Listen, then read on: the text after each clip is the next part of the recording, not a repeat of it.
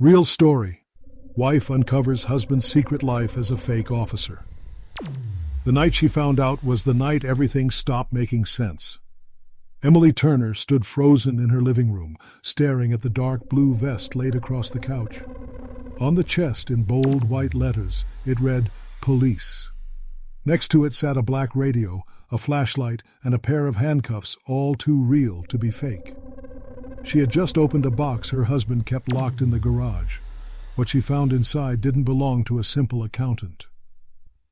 Her hands trembled as she picked up a badge. It gleamed under the lamp's light silver, heavy, and engraved with the words, "Detective, Seattle Police Department." For a moment, she thought maybe she had misunderstood. Maybe her husband Ben had joined some volunteer program. Maybe this was just a costume. But then she saw the police radio blinking softly, still connected to an open frequency. Voices crackled through it, real police chatter. Emily's heartbeat raced. "Ben?" she called out. No answer. Then headlights flashed across the window, Ben's truck pulling into the driveway. She shoved the vest back into the box, but it was too late. The garage door creaked open, and his footsteps echoed down the hall. "Why are you in here?" His voice was low, calm, but his eyes looked different. Emily swallowed hard. "What is all this, Ben? The badge, the radio. What are you doing with police gear?" He froze, staring at the open box. His face didn't show guilt or fear or even anger. It showed calculation, like someone figuring out what to say next. Then he smiled. "You weren't supposed to see that?" Emily took a step back. "What do you mean?" Ben sighed, walked past her, and gently closed the lid. "You wouldn't understand," he said. But she did. She understood enough to feel the cold chill in her stomach. Something about her husband, the man who made her coffee every morning and picked up their daughter from school, wasn't real. And when a knock suddenly hit their front door, heavy and official, she knew the truth was about to break open. Cut to black. Cliffhanger moment.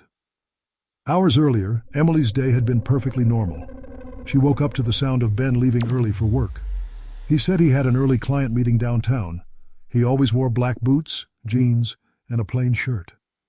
She'd teased him once, calling it his uniform. He'd just smiled and said, "Old habits." Ben had always been calm, polite, and a little too private. He never let her touch his work laptop. His phone was always face down on the table. But he wasn't the type to lie, or so she thought.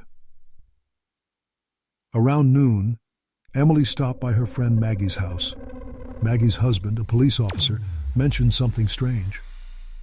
"You know, Em, there's this guy who keeps showing up at crime scenes around Tacoma, dressed like a detective. Real uniform, badge, the whole deal. But nobody knows him. Says he's from another department, but no one's heard of him." Emily laughed nervously. "Weird. Who would do that?" Maggie shrugged. "People are strange." That sentence stuck with Emily all day. When she got home, Ben's truck wasn't in the driveway. She decided to do something she'd never done before: check the garage, the one space he always kept locked. She used the spare key she found in his desk drawer. Inside, she saw neat rows of boxes labeled with things like camping gear and office supplies. But one, in the far corner, was unlabeled and heavier than the rest. When she opened it, she found the vest, the badge, the radio, and a small stack of documents with police seals, but the names didn't match. Some said, "Officer Daniel Reed." Others said, "Detective Ben Carver." None said Ben Turner. That's when she realized the man she married might not even be who he said he was. Her mind raced back to the day they met. He said he worked in finance. He showed her an ID from a company in Seattle that she never checked. He always had cash, always carried himself like someone in control. But now, that confidence felt like a mask. The radio on the table crackled again. "Unit 14, respond to suspicious activity near downtown Tacoma," a voice said. Emily stared at it. The voice wasn't a recording, it was live. Ben wasn't pretending for fun. He was listening to real police calls, maybe even showing up at real scenes. She could barely breathe. "What are you doing, Ben?" she whispered to herself. Moments later, his headlights appeared outside the moment where this chapter began. Now, as the knock at the door echoed through the house, Emily looked from Ben to the door. 3 loud knocks. Seattle Police Department, open up. Ben didn't move. He just looked at her, his jaw tight. Don't say anything, he whispered. Ben, she said, trembling. What's going on? He looked her in the eyes, and for the first time since she'd known him, she saw fear. Emily, he said softly, they can't find out who I really am. The sirens grew louder as Jean stood frozen on her front porch, clutching her robe tightly. Red and blue lights splashed across the neighborhood, reflecting off the wet pavement like a crime movie scene. Her heart pounded so hard she thought it might burst through her chest. She had just learned that her husband, Michael, wasn't who he said he was. For years, he'd left home in a dark uniform, flashing a shiny badge, saying he was on night patrol. But now, real officers were at her house. 2 patrol cars pulled up. An officer stepped out, hand resting on his holster, another holding a flashlight that cut through the night. Ma'am, we need to ask you a few questions about your husband, the taller officer said calmly. Jean's throat went dry. What's going on? She whispered. The officer exchanged a quick look with his partner, then spoke again. Your husband is currently being detained. We have reason to believe he's been impersonating a police officer for months, maybe years. For a second, everything around Jean blurred. She remembered every night he left home, every excuse. All those late shifts at the precinct, the police radio he kept in the living room, the locked trunk in the garage she was never allowed to open. Earlier that night, a 911 call had gone out. A man dressed like a cop had shown up at a crime scene before real officers arrived. When the real police questioned him, he gave a badge number that didn't exist. He wore a vest, a fake badge, and carried a loaded weapon, and when they ran his name, everything unraveled. The officers asked to step inside. Jean nodded weakly. The house was dim, the ticking clock suddenly sounding louder than ever. Ma'am, one officer said gently, we need to search the house for anything related to his activity. Jean just whispered, do what you have to do. As they moved through the house, flashlights ebbed across the living room walls and floors. One of the officers stopped near the hallway closet and tugged it open. Inside was a dark duffel bag with a silver patch sewn on it that said, Police. The bag was heavier than it looked. They placed it on the dining table and unzipped it slowly. Jean stepped closer, breath trembling. Inside were handcuffs, radio equipment, pepper spray, and several patches that looked shockingly real. At the bottom of the bag was a laminated card, a fake ID badge with Michael's picture on it reading, Detective Edmonds Police. Jean's knees nearly gave out. This wasn't some silly prank. He had built a whole life around this lie. One of the officers spoke into his radio. We've got a bag of police gear and what looks like multiple fake credentials. Requesting evidence team. Then they headed for the garage. Michael's black Ford Explorer sat there, the same one he always bragged about like it was standard issue. An officer opened the trunk and flicked on his flashlight. Jean covered her mouth. There were blue emergency lights installed behind the windshield. A loudspeaker, a baton, extra vests with police written in bold white letters, and something else, a clipboard with notes on patrol shifts, fake case numbers, and names of real officers from nearby departments. The younger officer whispered, He's been acting like a cop, like a real one. Jean took a step back, shaking her head in disbelief. He told me he worked night shifts with the department, she stammered. He told me they trusted him with special cases. The officer's face hardened. Ma'am, he's never worked with us. Not for a single day. Jean suddenly remembered the night Michael came home late. His hands shaking, his vest dirty, claiming he'd been chasing suspects. He had lied straight to her face. All of it was a performance. Outside, more cars arrived. Detectives in plain clothes stepped out with evidence kits. The neighborhood was awake now, lights turning on in windows, curious eyes peeking through curtains. Jean felt exposed, humiliated, and scared all at once. As they took out the last of the fake gear, The taller officer looked at her and said softly, "Ma'am, there's a lot more we need to ask. But whoa, I think your husband's secret life is much bigger than we thought." Before she could speak, one of the officer's radios crackled. A voice came through urgently. "Unit 42, we just found additional items in the suspect's vehicle. Possible weapons cache." Jean froze. Weapons cache? What had he been hiding? The flashlight beam swirled around the garage like cold blue searchlights, and that's when the detective lifted a tarp from the far corner of the garage, and what was underneath made everyone stop moving for a full second. The night grew even colder as Jean whispered, "Oh my God, what is that?" And then, everything went silent. The moment the tarp was pulled away, the room seemed to shrink. The fluorescent light above the garage flickered, casting a pale blue glow on what was underneath. Neatly arranged in metal cases were rows of tactical gear, bulletproof vests, radios, handcuffs, fake police patches, and 2 black rifles wrapped in cloth. Next to them sat a stack of laminated police detective ID cards, all with Michael's face, but different badge numbers.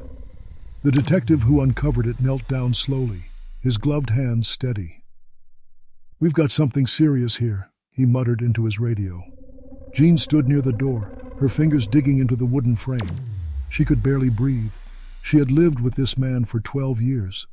And now, it was like looking at a stranger's world she was never meant to see.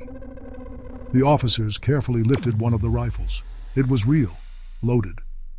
"Ma'am," the detective said in a firm voice, "you need to step outside the garage."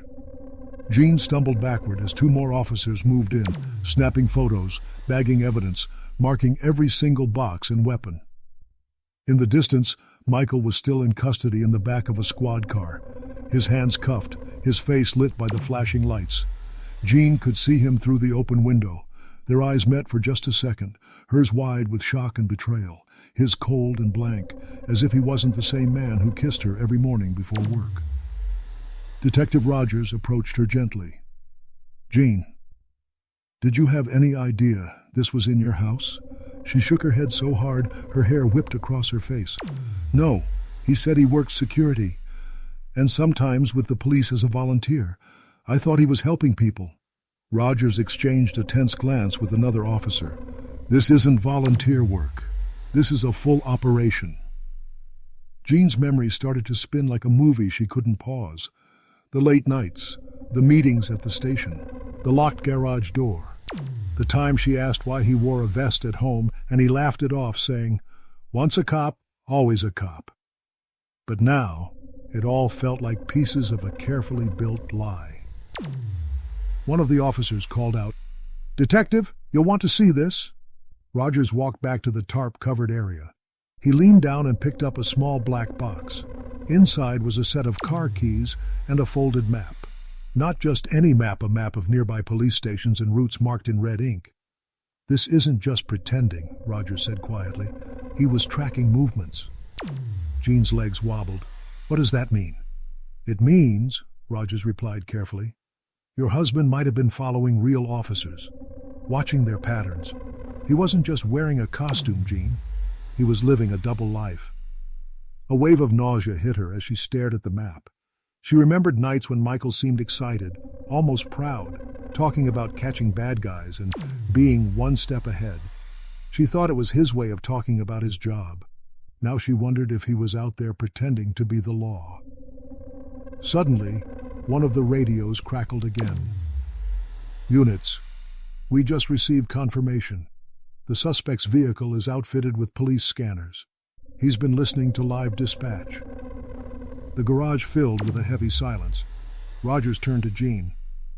"He's been responding to real calls." Jean's hands flew to her mouth. "Oh my God."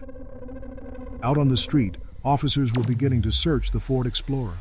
They found a vest labeled Tactical Response, a traffic cone kit, zip-tie cuffs, and a black notebook with scribbled notes. One of the notes read, 7-Eleven, call arrive before PD, blend in. Rogers stepped out of the garage and into the cold night air. Jean followed slowly, tears stinging her eyes. Michael sat in the back of the cruiser, still calm, like none of this was real. "Why?" she whispered through the glass. "Why did you do this?" Michael didn't answer. He didn't even blink. An officer opened the passenger door and placed the black box with the map on the front seat. Rogers looked at Jean and said softly, "We're going to need to take you to the station for questioning. You may not be under arrest, but we need your help to understand how long this has been going on." Jean nodded weakly, wrapping her arms around herself as the wind cut through the neighborhood. Neighbors were still peeking from their windows, phones glowing in the dark, recording bits of the night. As Jean stepped toward the patrol car, another officer shouted from the Explorer, "Detective, we've got something else here, something hidden under the seat." Everyone turned. The officer slowly pulled out a worn black folder. Inside were printed documents, arrest reports, photos of real officers, fake clearance forms, and a piece of paper labeled Operation Night Shift. Roger's eyes narrowed. He was planning something. Jean felt her heart thud painfully. Whatever Michael had been doing, it was bigger than fake badges. It was organized, prepared. And just as Rogers flipped to the second page of the folder, his face changed. He looked up, straight at her, his expression now sharp and serious. "Jean, did you know about this address?" She blinked. "What address?" He turned the folder around. Written in bold black marker at the top was a location just outside the city limits.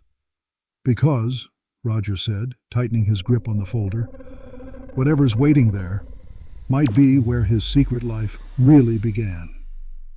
The night air turned colder. Jean's world tilted again. And in that moment, everything she thought she knew about Michael was about to be shattered even more.